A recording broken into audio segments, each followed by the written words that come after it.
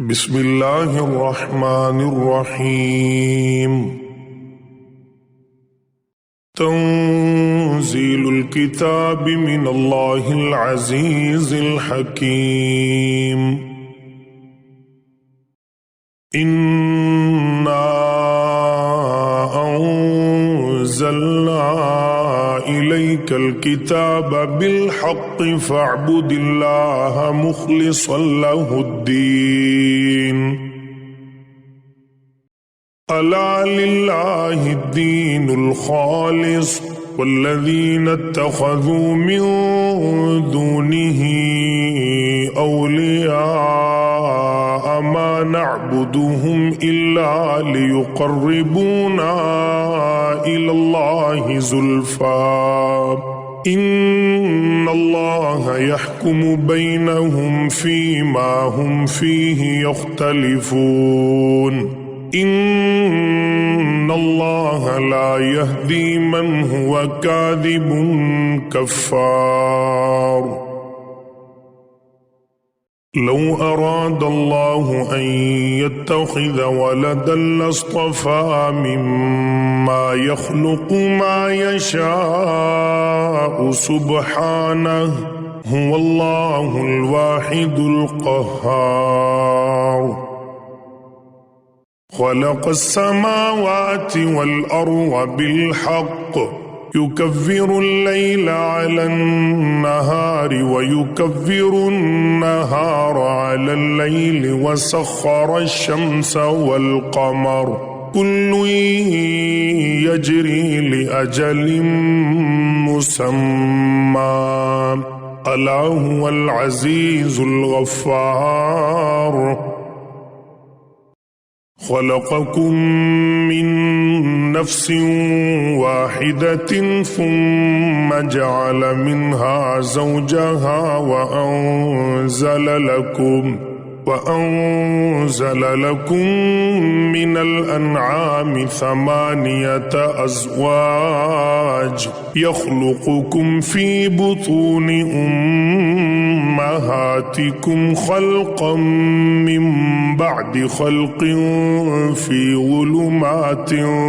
3 ذلكم الله ربكم له الملك لا إله إلا هو فأنى تصرفون. إن تكفروا فإن الله غني عنكم ولا يرضى لعباده الكفر وإن تشكروا يرضه لكم ولا تزر وازرة وزر أخرى ثم إلى ربكم مرجعكم فينبئكم بما كنتم تعملون إنه عليم بذات الصدور. وإذا مس الإنسان ضر دعا ربه منيبا إليه ثم إذا خوله نعمة منه نسي ما كان يدعو إليه من قبل وجعل لله أندادا ليضل عن سبيله قل تمتع بكفرك قليلا إنك من أصحاب النار. أمن هو قانت آناء الليل ساجدا وقائما يحذر الآخرة ويرجو رحمة ربه قل هل يستوي الذين يعلمون والذين لا يعلمون إنما يتذكر أولو الألباب. قل يا عبادي الذين آمنوا اتقوا ربكم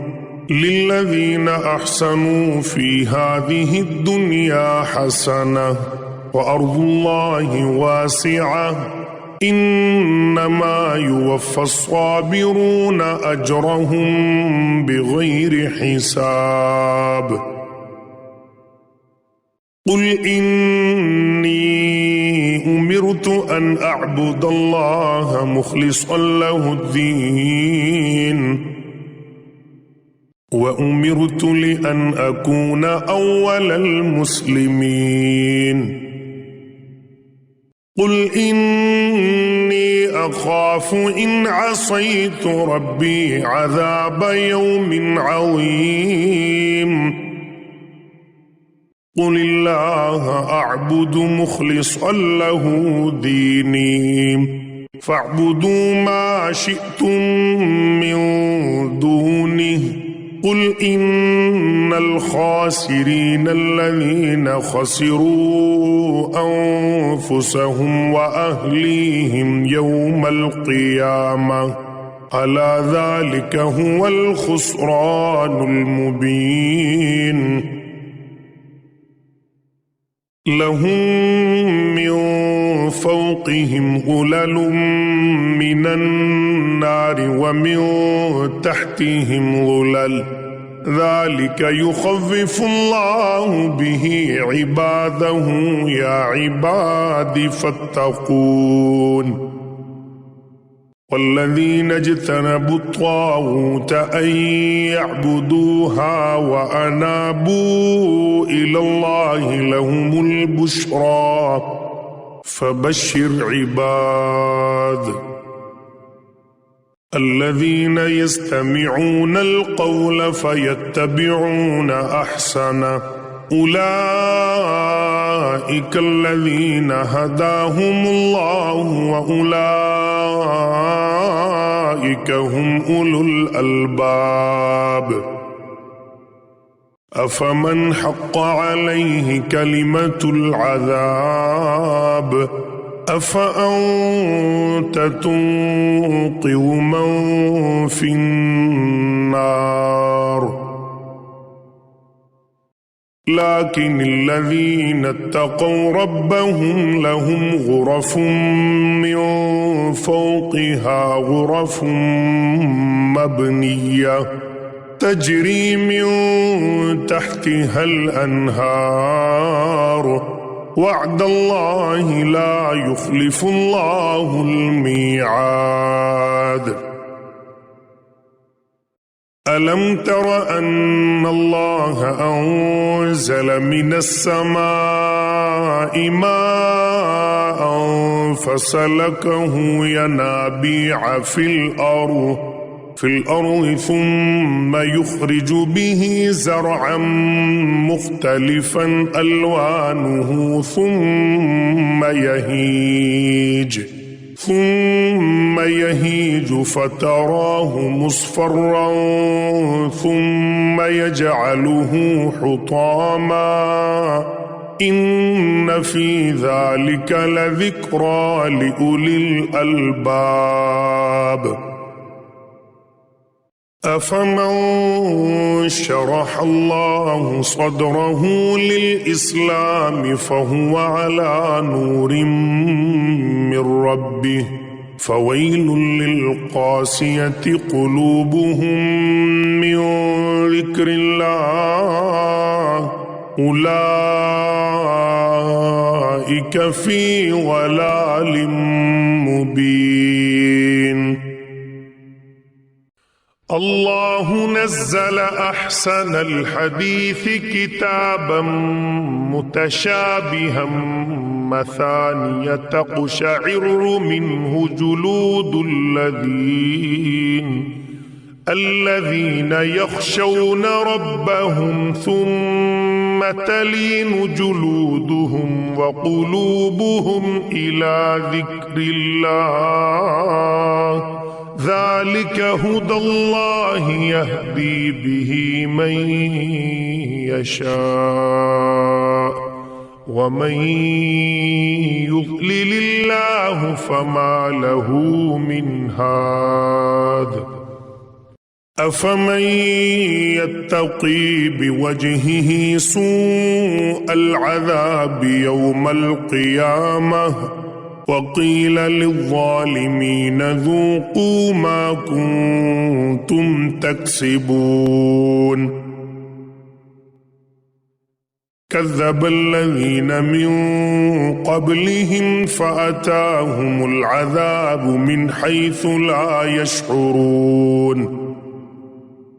فأذاقهم الله الخزي في الحياة الدنيا ولعذاب الآخرة أكبر لو كانوا يعلمون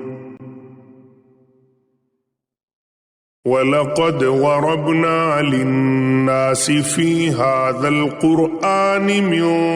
كل مثل لعلهم يتذكرون قرآنا عربيا غير ذي عوج لعلهم يتقون ضرب الله مثلا رجلا